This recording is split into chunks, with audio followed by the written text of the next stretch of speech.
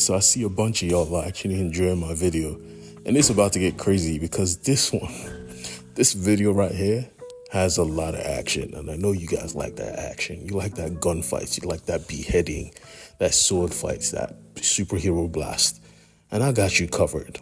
So yes, this is Big Game Issue 3 by Mark Miller.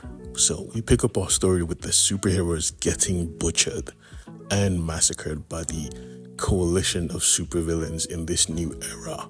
Descendants from previous supervillains have come together to do exactly what their forefathers or forebears did, which was gather and kill every single hero. And today, the target is Huck.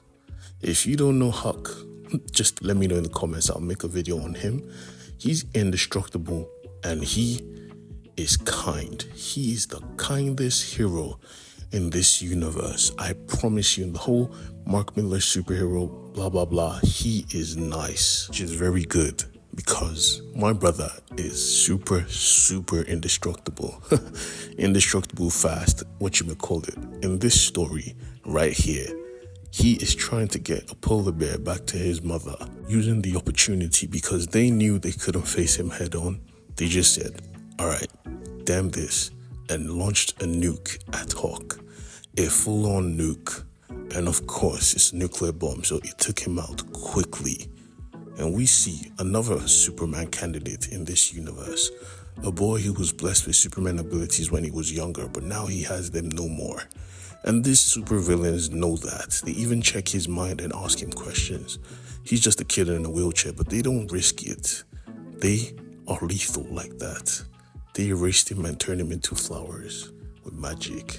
The next group of heroes were the teenagers with vampire abilities, the nightclub. Scaling through rooftops of Philly, we see the team with their lucha mask fall directly into one of the villains' traps. They had assembled them on this roof, knowing full well they could trap them here.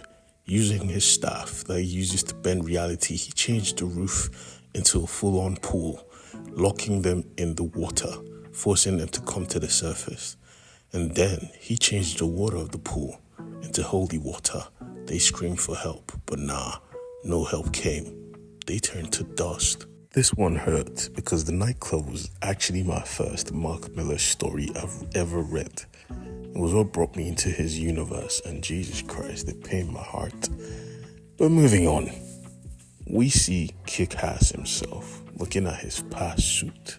Life is different for him now. He's no longer even into comics or superhero movies. What good are they, especially in a world where superheroes actually exist? He had tried to make contact with the ambassadors. He wanted to help any way he could, but nobody would reach out to him. So he had to go back on the streets because this is who Kickass is. He kicks ass, changing into his suit, looking like a beast. The supervillains of this world were crazy. They were powerful.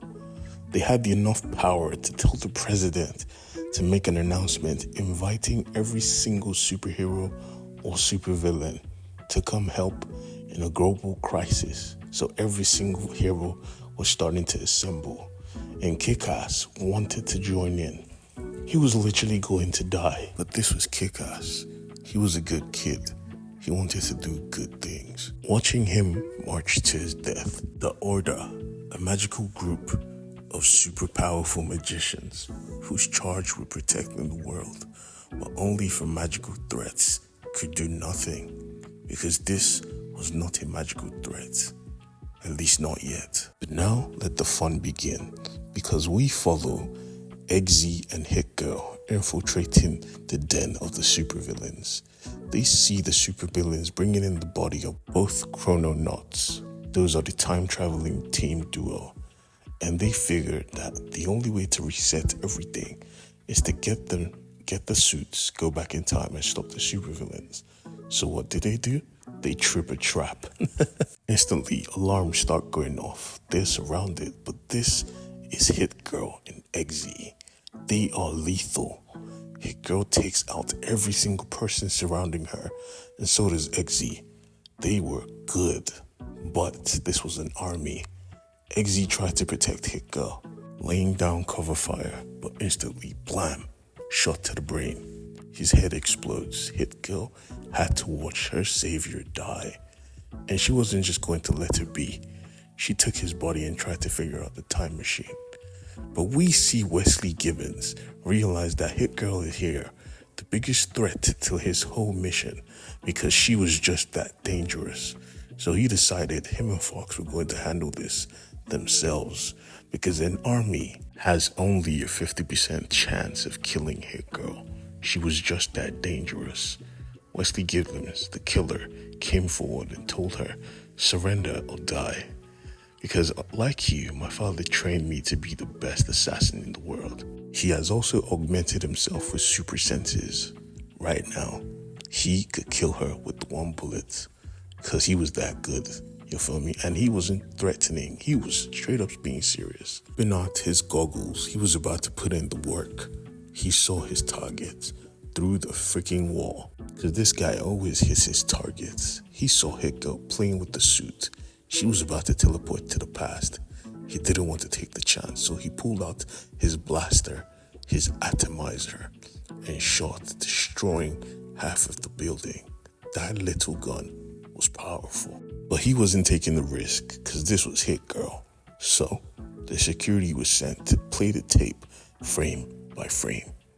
Hitgirl was safe. The suit had sent her back in time, 65 million years in the past. She was safe, yes, but not for long. Because when she looked up, she was about to get eaten by a freaking dinosaur. This is where we end off in episode 3. Trust me, things are about to get so freaking wild. You're not ready for it. So like, subscribe, and share.